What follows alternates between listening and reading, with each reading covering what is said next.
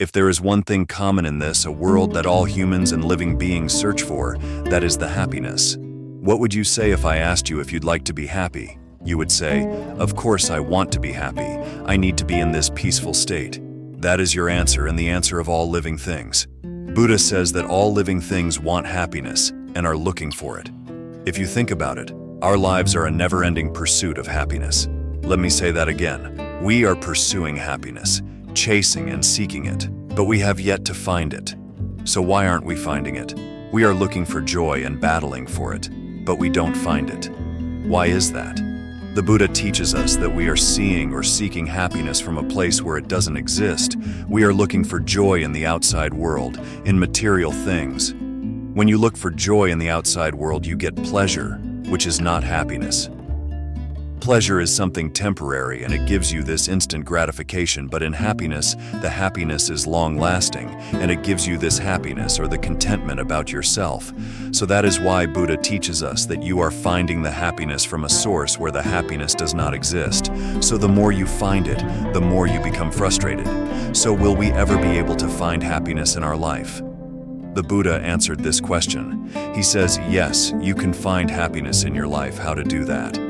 If you look closely to the first and the second verses of Dharmapada, Buddha says, if one with an impure mind speaks of acts, the suffering will follows him like a cartwheel following the ox. If with an impure mind one speaks or acts, the suffering will follow him. And in the next verse, Buddha says, if with a pure mind one speaks or acts, the happiness will follow him like a shadow following a man. So that means the happiness and the sadness entirely depends on the purity and the impurity of our mind.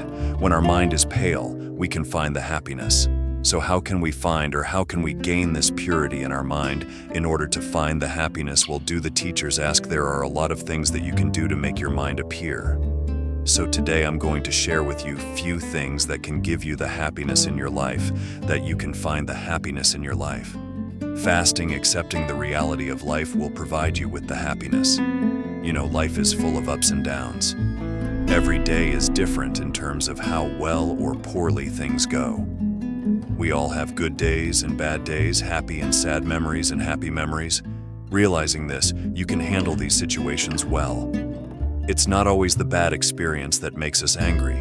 It's how we react to the bad experience that makes us angry. Whenever you have a terrible experience, day or situation, remember this. Situation challenging, situation hard, situation.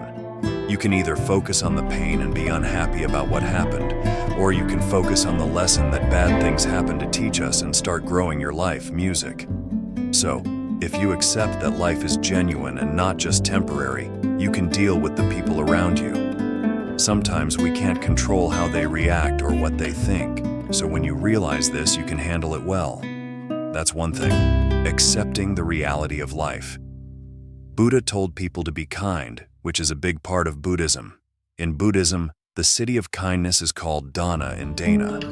Buddha says that you have to give without any expectations. We have to give, and we have to dedicate towards others without expecting anything in return. That is one thing that we have to practice most of the time.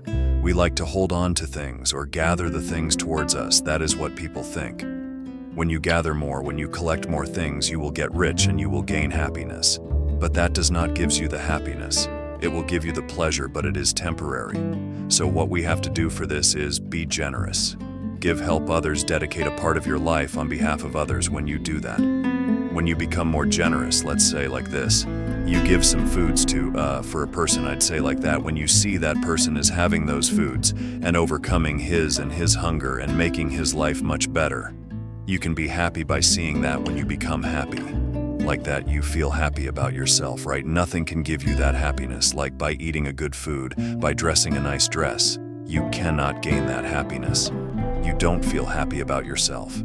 Right after, let's say after 100 of years later, maybe 10 decades later, when you think about that incident, I gave this food to this poor person. When you remind that you'll feel happy, even then you feel happy. That means happiness is long-lasting. So Buddha says, be generous, help people, do something nice every day for a person. That is one thing we can do.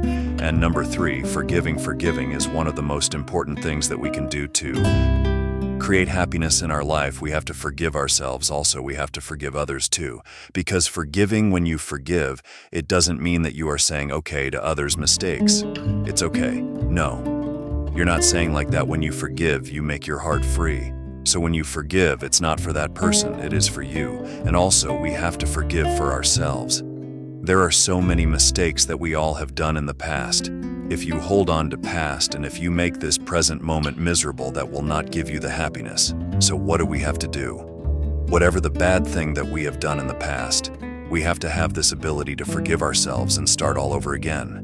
We all have that ability, right? We all have that privilege to start our life again and make it a better one. Okay, so no one is perfect in this world. We all have done mistakes. Forgiving others and starting to do good things are two things we can do to make our lives happier.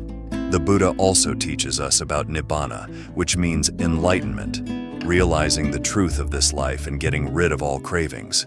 He says that this is the ultimate happiness. Simply, Nibbana means letting go of desire, anger, and the delusion of the mind. Enlightenment is the highest level of happiness that we can all reach. If you practice these things and put yourself in a good state, you will be happy.